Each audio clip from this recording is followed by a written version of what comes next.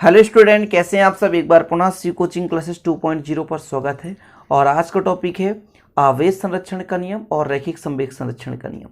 संरक्षण के नियम चैप्टर 1 में टोटल 4 हैं।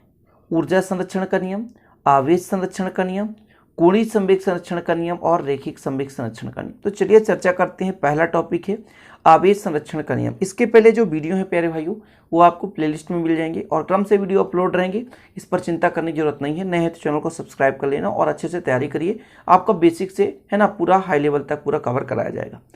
तो आवेश संरक्षण, संरक्षण का मतलब क्या प्यारे भाइयों? किसी को नष्ट होने से बचाना।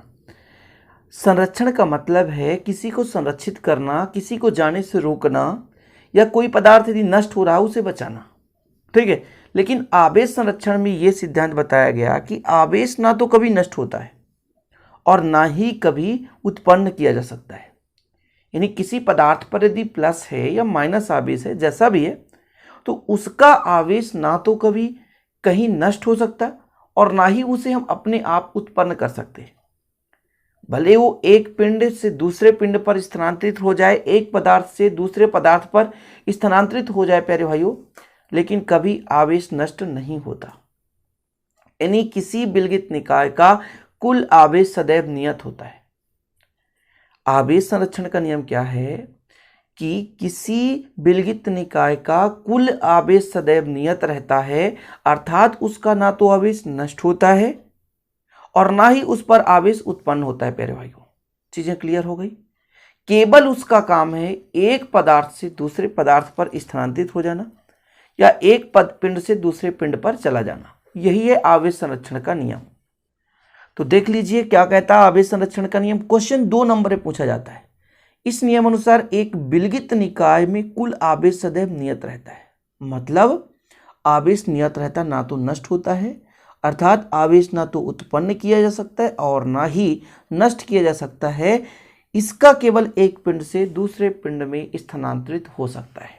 जैसे प्यारे भाइयों, 2 पदार्थ है आपके पास। ये 2 पदार्थ ये अभी उदासीन है, इन पर कोई चार्ज नहीं है। ठीक है। मैं एग्जाम्पल यहां पर ले रहा हूं। एक आपके पास ये कांच का टुकड़ा है। क्या है? कांच का टुकड़ा। ठीक है। इसको हम रेशम के कपड़े से है ना घर्षण करा दें। ठीक है। क्या कहा मैंने प्यारे भाइयों? ये आपका कांच का टुकड़ा है, अनावेशित है, अब इसमें कोई आवेश नहीं है। और ये है रेशम का कपड़ा, इस पर भी कोई आवेश नहीं है। लेकिन जब इसका घर्षण कराते हैं, मतलब इन दोनों के बीच घर्षण जब होता है, तो प्यारे भाइयों कांच के टुकड़े पर धनावेश आ जाता है। कौन सा आवेश? धनावेश। और रेशम के कपड़े पर ऋण आवेश आ जाता है। अब इस ऋण आवेश और धनावेश का लॉजिक क्या होता है? कोई भी पदार्थ होता है प्यारे भाइयों, किसी भी पदार्थ की मैं बात कर लूं, सभी पदार्थ में जितना धन होता है उतना ही ऋण होता है। लॉजिक समझने की कोशिश करेंगे। जितना धन होता है उतना ही ऋण होता है। मतलब यदि मैं इस पदार्थ में कहूं, तो इस पदार्थ में यदि मान लो 10 धन मतलब धनात्मक हैं तो 10 ऋण है। ठीक है। लेकिन यदि इसके इलेक्ट्रॉन इस पे चले जाएं, इसके इलेक्ट्रॉन इस पे चले जाएं, तो यहां पर प्यारे भाइयों धन चीज की अधिकता हो जाएगी। इस कारण से धनावेश उत्पन्न होता है। उसी प्रकार यदि मैं मान के चलता हूं 15 इसमें धन थे, प्रोटॉन जिसे बोलते हैं, और प्यारे भाइयों है ना, और आपके पास 15 ऋण मतलब इलेक्ट्रॉन थे, लेकिन और इलेक्ट्रॉन आ गया जिसके कारण इलेक्ट्रॉन की अधिकता हो गई। इसी कारण इस पर माइनस आवेश उत्पन्न होता है। यहाँ पे सबसे बड़ा फैक्ट है, वैसे तो एक लॉजिक ऐसा होता है कि चूंकि इसके इलेक्ट्रॉन इस पे चला जाता है तो इस पर धन आवेश, क्योंकि ये खो रहा है और खोने के कारण धन। और ये धन कहाँ से आता है? क्योंकि उस पर प्रोटॉन की अधिकता हो गई और इलेक्ट्रॉन की कमी, क्योंकि इलेक्ट्रॉन चला गया, प्रोटॉन की अधिकता, इसलिए धन आवेश। और इस रेशम के कपड़े में प्यारे भाइयों इलेक्ट्रॉन की अधिकता हो गई और प्रोटॉन की कमी। किसकी कमी? प्रोटॉन की कमी और इलेक्ट्रॉन की अधिकता, इसलिए इस पर ऋण आवेश उत्पन्न हुआ। यानी कहने का मतलब यह हुआ कि आवेश केवल स्थानांतरित हो रहा है एक पदार्थ से दूसरे पदार्थ पर, एक पिंड से दूसरे पिंड पर। आवेश कभी नष्ट नहीं होता प्यारे भाइयों। उदाहरण के तौर पर यहां पर पूरा विधिवत आप लिख सकते हैं कि जब कांच की अनावेशित क्षण को रेशम के आवेशित कपड़े से रगड़ते हैं, अनावेशित है ये, तो कांच के क्षण पर जितना धनावेश उत्पन्न होता है प्यारे भाइयों, उतना ही रेशम के कपड़े पर प्यारे भाइयों ऋण आवेश उत्पन्न होता है। ठीक है, ताकि इस निकाय का कुल आवेश पहले के बराबर अर्थात शून्य हो जाए, यानी आवेश ना तो नष्ट होता है ना तो उत्पन्न होता है। इतना तो आपका क्लियर हो गया। अब चलिए बात करते हैं रेखीय संवेग संरक्षण का नियम। सेम मिलता जुलता है प्यारे भाइयों। ठीक है, तो देखते हैं क्या है रेखीय संवेग संरक्षण का नियम। इस नियम अनुसार यदि किसी निकाय पर कोई वाहबल न लगाया जाए तो उस निकाय का रेखीय संवेग नियत रहता है। रेखीय संवेग P बराबर द्रव्यमान गुणे वेग। संवेग का फार्मूला ही होता है द्रव्यमान गुणे वेग, द्रव्यमान गुणे वेग। और रेखीय संवेग पर प्यारे भाई रॉकेट नोदन का जो सिद्धांत है रेखीय संवेग संरक्षण के नियम पर ही आधारित है। ठीक है, रेखीय संवेग संरक्षण के नियम पर ही आधारित है। इसको बेसिक से समझने की जरूरत है प्यारे भाइयों, छोटी चीजें समझेंगे, थोड़ा ऐसे ही नॉर्मल आपको समझ में नहीं आएगा। जैसे ये आपके पास रॉकेट है, ये रॉकेट है प्यारे भाइयों, इस पे ईंधन कक्ष है ना। होता क्या है कि प्यारे भाई ये रॉकेट ऊपर कैसे गति करता है, एक ऊपर संवेग होगा एक नीचे। कैसे? जब ईंधन को जलाया जाता है तो ईंधन जल करके नीचे की ओर है ना, तो यहां पर एक संवेग होता है।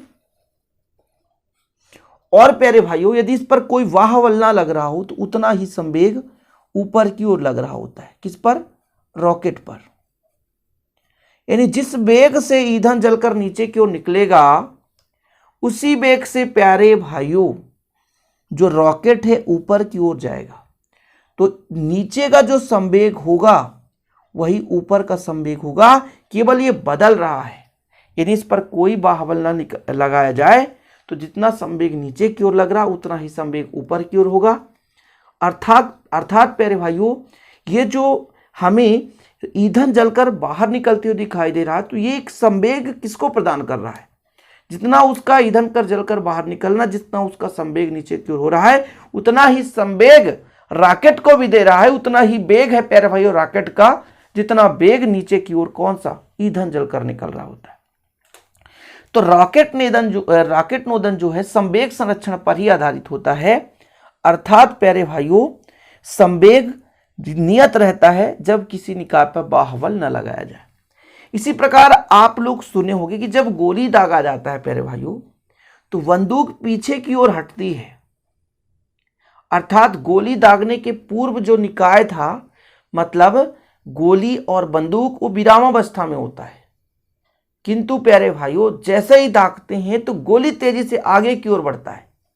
और उसी संवेग को बराबर बनाए रखने के लिए, उसी संवेग को बराबर बनाए, जितना भाई आगे की ओर लग रहा उतने पीछे की ओर।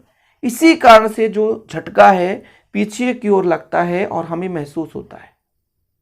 समझ गए? इतना क्लियर हो गया कि रैखिक संवेग संरक्षण का नियम क्या है कि किसी वस्तु या निकाय पर यदि बाहबल ना लगाएं प्यारे भाइयों, वाहबल ना लगाएं तो उसका संवेग नियत रहता है। मैंने कहा ना कि गोली दागने पर गोली आगे की ओर जा रहा, संवेग उसका आगे की ओर है, लेकिन उसके संवेग को नियत बनाए रखने के लिए ऑटोमेटिक पीछे की ओर धक्का एहसास होता है, आभास होता है।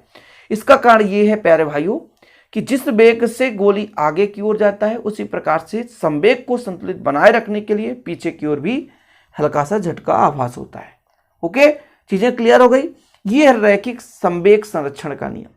तो दो चीज तो आप आसानी से समझ गए यार कि रैखिक संवेग नियत रहता है। कोई निकाय है यदि उस पर कोई बाहबल ना लगाएं, उस पर बाहबल ना लगाएं तो भैया वो नियत रहेगा। जैसे रॉकेट गति कर रहा है तो जिस संवेग से, जिस वेग से नीचे की ओर उसका ईंधन जलकर निकलेगा रॉकेट उतना ही वेग से ऊपर जाएगा। हाँ, एक कंडीशन होता है, इस पर बाहबल ना लगे तभी संवेग नियत रहेगा, अन्यथा संवेग बदल जाएगा। ठीक है, तो दो नियम आपको क्लियर हो गया होगा। एक तो है आवेश संरक्षण का नियम। आवेश ना तो नष्ट होता है और ना तो उत्पन्न होता है, केवल एक पिंड से दूसरे पिंड में स्थानांतरित हो सकता है। दुनिया में किसी भी वस्तु पर आप घर्षण करो आवेश उत्पन्न होगा।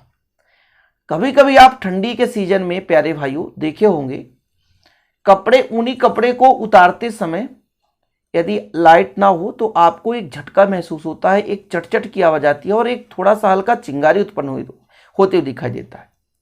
वो एक प्रकार का क्या है? आवेश है। जब वो आवेश गति नहीं करता तो वो चिंगारी के रूप में परिवर्तित होकर के नष्ट हो जाता है।